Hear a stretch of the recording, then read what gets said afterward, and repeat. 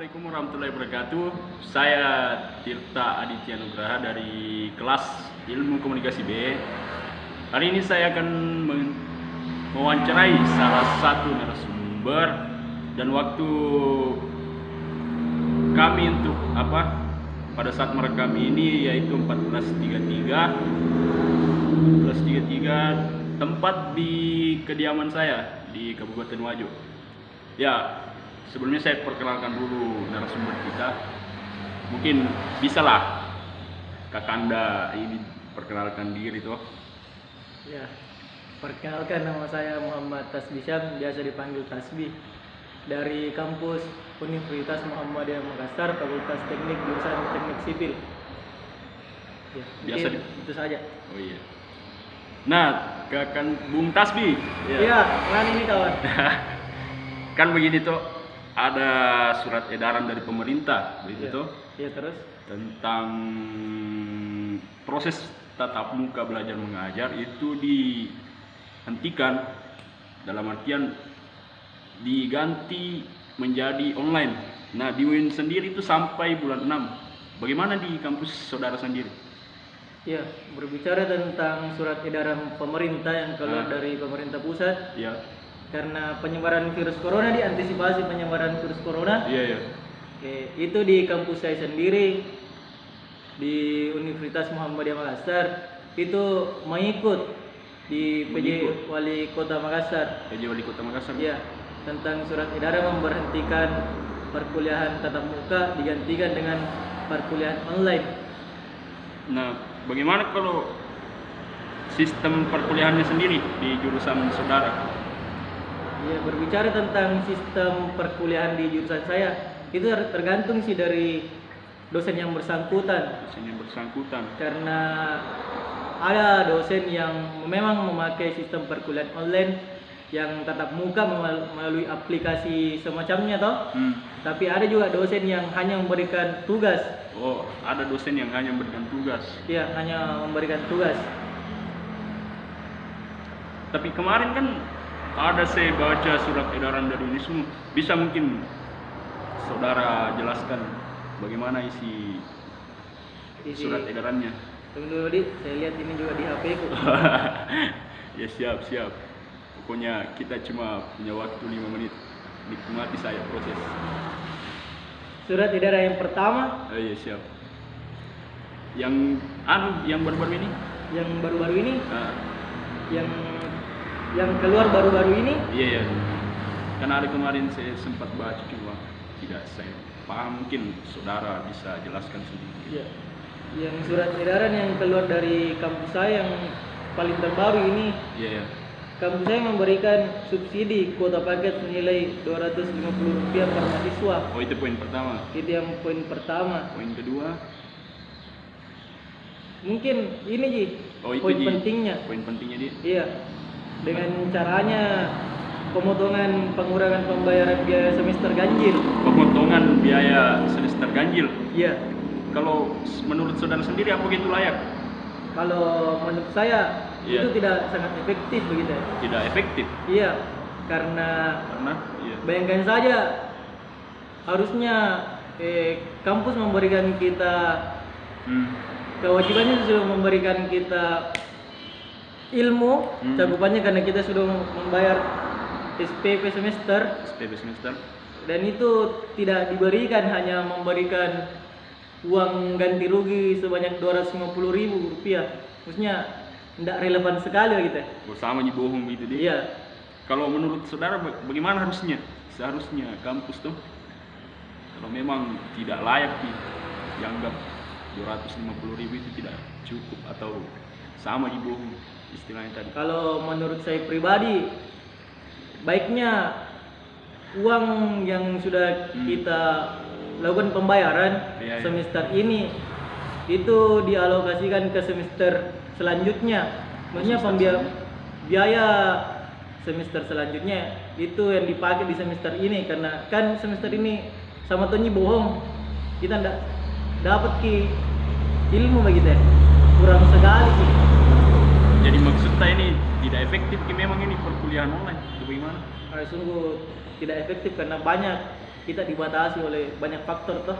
Salah satunya. Faktornya yang pertama itu pertama internet, jaringannya kawan-kawan itu tidak semua bagus ki HP-nya. Semua lagi cakupannya enggak, semuanya pakai Android. Iya, iya. Bagaimana tentang kawan-kawan yang hanya pakai HP biasa toh? Iya juga. Nah ini juga tentang corona sendiri kan kemarin kita sempat lihat waktu sepanjang pulang tuh dari Iya, iya. Makassar ke Wajo. Oh, saya pulang di. Oh iyalah enggak, Aduh. apa sih kau? Iya, iya. Kan di Sidrap banyak daerah-daerah yang bukan daerah sih, lorong.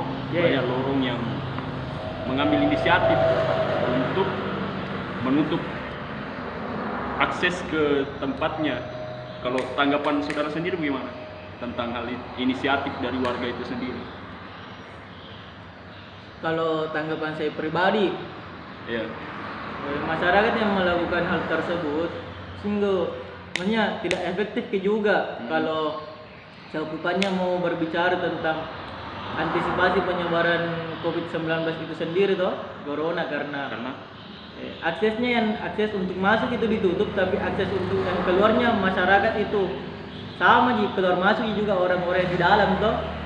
Jadi seharusnya bagaimana kalau seharusnya kalau memang mau dikarantina Iya. itu suatu wilayah, harusnya orang yang masuk ke daerah tersebut dilarang dan orang yang di dalam daerah tersebut nggak bisa juga keluar.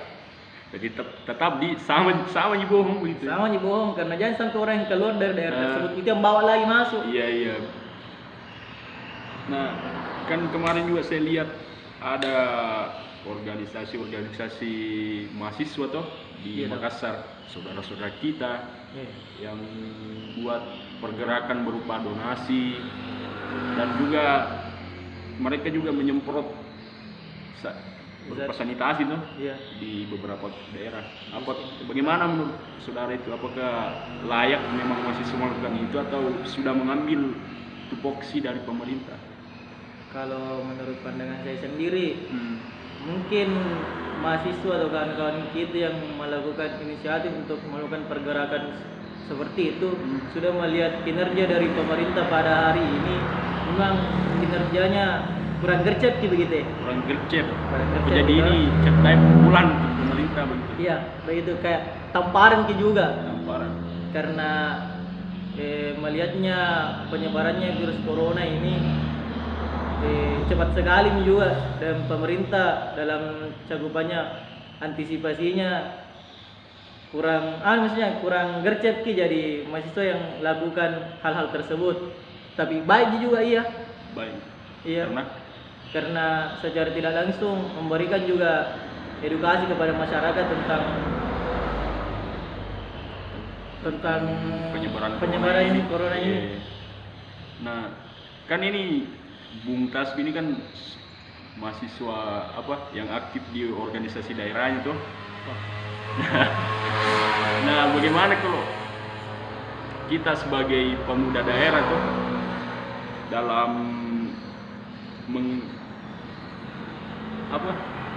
dalam istilahnya apa yang harus dilakukan gitu ya sebagai pemuda daerah Untuk ya pencegahan corona dan sebagainya. Apa kita juga harus melakukan hal yang sama seperti yang dilakukan di saudara-saudara kita di Kota Makassar?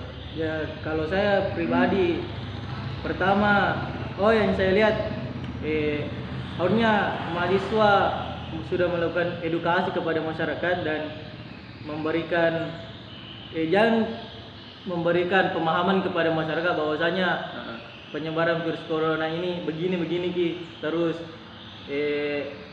informasi-informasi yang belum tentu benar atau benarnya itu informasi kalau bisa jangan dulu diinformasikan, karena sekarang kan banyak yang hoax. Iya.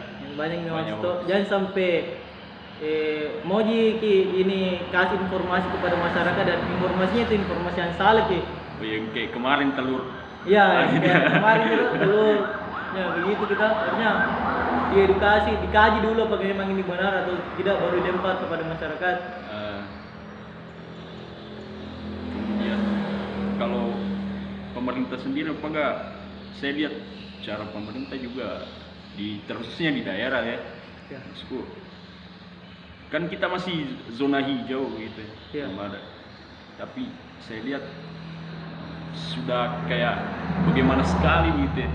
Dan saya lihat respon orang-orang daerah juga terlalu wah sekali dengan hal ini. Ya memang kita tahu bahwa ini virus sangat berbahaya, cuma bukankah kalau kita panik begitu hanya akan menurunkan imunitas tubuh kita tuh bagaimana ya? Iya, itu tadi saya berbicara yang tadi toh, menyambung tentang yang tadi, harusnya pemerintah pada hari ini sebenarnya lebih komprehensif terhadap masyarakat, memberikan edukasi yang memang baik untuk mengedukasi, jangan sampai hanya memberikan kita menakut-nakuti masyarakat tentang hal ini COVID itu sendiri. Karena dari riset yang saya dapat kemarin, Wajo itu sendiri masih zona hijau Zona hijau tuh tentang penyebaran virus ini sendiri. Jangan sampai stresnya di masyarakat yang kasih mati wih. Bukan karena corona ini sendiri toh. Stresnya masyarakat kasih mati. Ya saya rasa itu saya dari mungkin ada dari narasumber sendiri, siapa tahu ya, anggap saya ini bicara santai itu, bukan sekedar wawancara ya. Karena kalau bagaimana tentang UIN sendiri? UIN iya, menyikapi tentang surat edaran itu, apakah memang UIN sudah ada surat edarannya atau bagaimana? Kalau UIN kemarin yang saya tahu kemarin itu orang-orang Demayu, Semayu sudah kirim surat permohonan kepada birokrasi. Cuma saya lupa apa isinya. Intinya ada salah satu poin yang mempertanyakan bagaimana uang SPP-nya kami begitu ya. Kan tidak berjalan kini UKT dan sebagainya. Cuma itu yang dipertanyakan, kenapa, bagaimana, apakah harus dikasih ganti rugi atau sebagainya. Tapi sampai sekarang tidak ada responnya dari birokrasi. Jadi birokrasinya ini seperti menutup mata jadi. Wah, saya juga tidak tahu, mungkin karena mereka di daerah Samata tuh jelek jaringan cuy. Ya, saya rasa itu saja dari kami dan interview dari kami. Terima kasih, dan mungkin bisa kasih hai kepada dosen saya, Bunda Cia. Siapa namanya dosennya? Bunda Ramsia. Hai Bunda Ramsia. Halo Bu. Ya, sekian dari kami. Assalamualaikum warahmatullahi wabarakatuh.